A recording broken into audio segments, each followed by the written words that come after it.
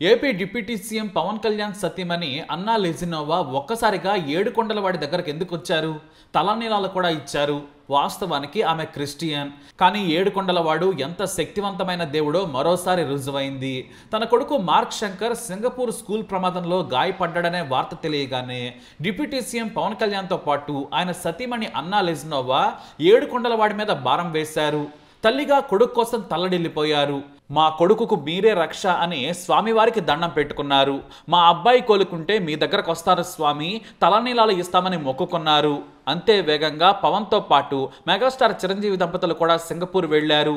ఊపిరితిత్తుల్లోకి పొగ వెళ్లిందనే కారణంతో ఐసీయూలో ఉంచి మార్క్ శంకర్కు చికిత్స అందించారు.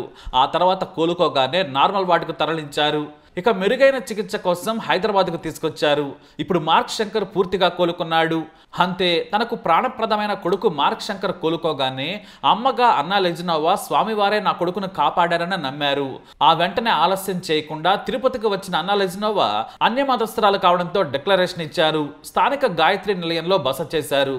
క్షేత్ర సంప్రదాయం ప్రకారం శ్రీ భూ వరాహస్వామి ఆలయం వద్దకు చేరుకున్నారు. ఆ తర్వాత శ్రీ పద్మావతి విచారణా కేంద్రం దగ్గర కళ్యాణ కట్టలో తలనీలాలు సమర్పించారు.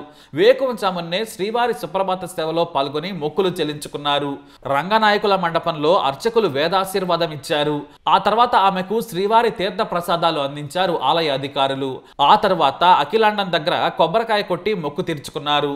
తమ కొడుకును కాపాడిన దేవుడిగా నిండైన మనసుతో టీటీడీ అన్నదానం ట్రస్టుకు తమ కొడుకు మార్క్ శంకర్ పేరు మీద మధ్యాహ్నం అన్న వితరణకు అయ్యే ఖర్చు పూర్తిగా విరాళంగా ఇచ్చారు. 17 లక్షల రూపాయల చెక్కును అధికారులకు అందించారు. ఆ తర్వాత తానే స్వయంగా భక్తులకు భోజనాలు కూడా వడ్డించి భక్తుల ఆశీర్వాదం తీసుకున్నారు. ఎక్కడో రష్యాలో పుట్టి పెరిగిన అన్నా లెజినోవా తన కొడుకు కష్టాల్లో ఉండగానే ఏడుకొండలవాడికి మొక్కుకున్నారు పవన్ దంపతులు. నిజంగానే స్వామివారి కృప ఆ చిన్నారి మార్క్ శంకర్ పై ఉంది. చిన్న గాయాలతో బతికి బయటపడ్డాడు. అంత పెద్ద ప్రమాదం నుంచి అలా బయటపడడం అంటే పునర్జన్మే. స్వయంగా సింగపూర్లో కొడుకు దగ్గర ఉన్న ఆమె ఒక్కసారిగా తన బిడ్డను చూసి తల్లడిల్లిపోయారు. ఆ వెంటనే స్వామి నువ్వే దిక్కని వేడుకున్నారు. నిజంగానే మార్క్ శంకర్ పెద్ద ప్రమాదం నుంచి బ్రతికి బయటపడ్డాడు. మనందరం కష్టం వస్తే ఆ ఏడుకొండలవాడిని మనసులో తలుచుకొని మొక్కుకుంటాం. స్వామివారిని తలుచుకుంటే చాలు, సగం బరువు దిగిపోతుంది, భయం కూడా పోతుంది.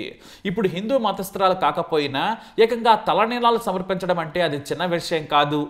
కానీ ఆమె కొడుకు కోసం చేశారు, మొక్కుకున్నారు. స్వామివారు ఆ చిన్నారిని కష్టాల నుంచి బయటపడేశారు. That is power of Venkateswara Swamy.